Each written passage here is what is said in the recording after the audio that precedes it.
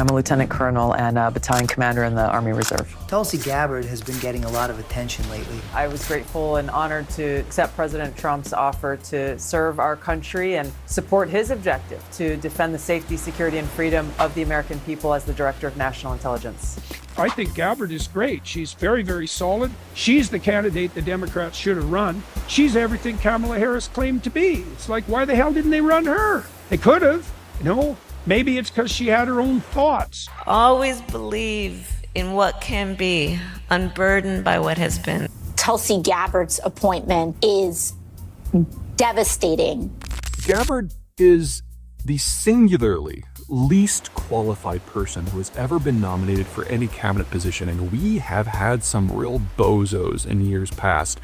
It's a place she has been in before, having left the Democratic Party and then joining the Republicans in 2024. Proud to stand here with you today, President Trump, and announce that I'm joining the Republican Party. Maybe the best way to get to know her is listen to her long-form interviews on Chris Williamson's Modern Wisdom podcast, her Joe Rogan appearance, or interview with Dr. Phil. She also has her own YouTube channel with over 1 million subscribers. The most important qualification that any of us should seek from someone who wants to serve in public office is your motivation and the principles and sense of purpose that you are grounded in. I served in some of the highest positions in Democrat politics in our country, and I've seen behind the curtains. It's a sad state of affairs when some of the most influential voices in our country will label someone a lover or supporter of dictators simply because you're saying, hey, we shouldn't be going to war. There is another way. Now, Tulsi Gabbard has never been in a managerial position ever, not even a fast food restaurant. She's never run an agency. She's never managed people. She's never managed multiple agencies. She has no background in intelligence as an operative, as an analyst, as a manager. You've been attacked quite a bit. How do you deal with that? It really stems from having a clear sense of purpose. I've served in state government. I've served on our city council in Honolulu and served in Congress. But at no time have I seen this as a quote unquote political career. I don't have that ladder climbing ambition that a lot of politicians have. My sense of purpose is deeply rooted in my dedication and my desire in my life to be pleasing to God and to live a life of service. We were in Iraq for about a year in 2005. Yeah. It was an experience that completely changed my life. And then I was elected to Congress 10 years later. Are you motivated by the singular sense of purpose to serve, to do what is necessary, to get the information, to be that independent critical thinker, to make the best decision you can possibly make towards that end of solving problems that serve the interests of your community, the state, or country, and that the barriers to access that you believe are there?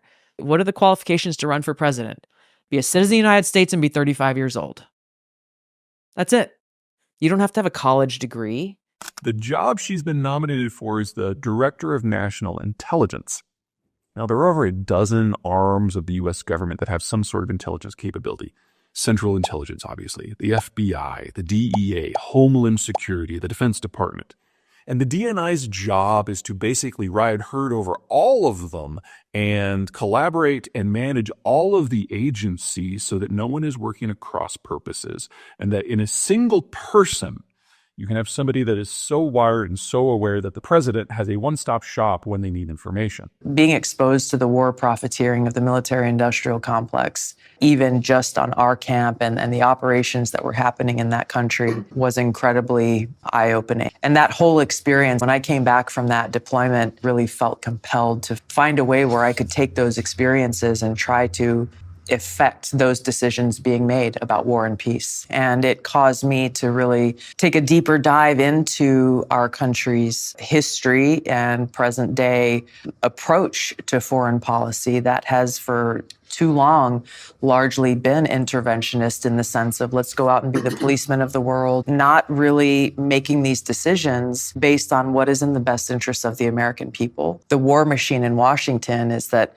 the way that they assume we must exercise that leadership is through the use of either economic warfare or dropping bombs. peace through strength is multifaceted and requires the kind of direct engagement and diplomacy that we've seen over time from leaders like President Kennedy with Khrushchev and with Ronald Reagan, and quite frankly, with President Trump. When he was first in office as our commander-in-chief, I would want that person to go and have a good rapport, to be able to pick up the phone and call Putin, call any leader in the world to advocate for our interests, for the interests of our country. And President Obama refused to engage with Kim Jong-un. And the reason his administration gave was, we don't want to reward Kim Jong-un with a meeting with President Obama. Today's Democrat Party leadership cares more about their own self-interest and their own power. And this was the party that I joined. It was a more inclusive party. It welcomed people from all different religious backgrounds and faiths and different beliefs. I'm not them. I didn't come up through Yale or Harvard or some fancy Ivy League. I don't have money. I haven't served in office for 20 years. Like, I don't have what they have.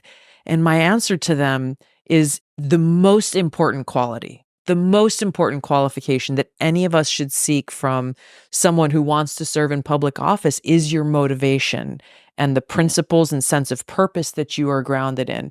It was astounding to me that after so many years of Iraq and Afghanistan, that they were saying, hey, we want to go drop some bombs in another country, and we don't think they'll respond. And I came out publicly against President Obama's course of action. I got a call within 24 hours. Their response was not, we know you've been deployed to the Middle East a couple of times. We know you have this experience. What are your concerns? They were not interested in substance. They admonished me for having the audacity to go against my president. And that was all they cared about, was loyalty to President Obama and the party. And we saw the same under Republicans, under President Bush, that they wouldn't go against their president, even if they knew that his policy was wrong. We don't want blind followers. What kind of people we are electing into office, either by voting for or against, or by just staying home. They threw out the Russia hoax. There were all of these different tactics that they were using to try to force this total compliance. It's something that comes from their tried and true playbook, where anyone, because it's Donald Trump, it's Bobby Kennedy, it's me, it's, even Elon Musk. They did it with the Hunter Biden laptop. It is the excuse that they use to try to discredit a person or information that they don't want voters to hear from or to see or be exposed to. She's a conspiracy theorist. She's a friend of the Syrian government. And it's the general opinion of most of the American intelligence community that she's been an active Russian agent for years. All of this will come up in her vetting document. Like my associations with Russia or whatever. Like, I've never been to Russia. I've never met Putin. I don't know what exactly they were talking about. None of them asked Hillary Clinton for evidence or proof. People believe this. I'm still serving in the military today. I've been in for over 21 years. Not a single one of them said, hey, this is a member of Congress on the Armed Services and Foreign Affairs Committee who has access to the highest level of security briefings and is serving our country. Hillary Clinton, how can you call this person an asset of Russia or a puppet of Russia? Where's your proof? Because if you got proof, you better show it, because if that's true, then I shouldn't have access to any of this stuff. This one woman in South Carolina, I remember very clearly, she came up to me with her eyes welled up with tears, and she put her hands on my shoulders and told me how troubled she was to hear this. And she looked into my eyes. She said, Tulsi, are you working for Russia? And it just broke my heart. There is no evidence. It's a very intentional tactic to try to distract voters and foment fear, saying Donald Trump is the biggest threat to democracy. And yet they're the ones who tried to keep Donald Trump's name off the ballot in over 32 states. It's very powerful people, both in the government and outside of the government, whose power is threatened by those who won't allow ourselves to be used as puppets and who have the courage to speak the truth and expose them.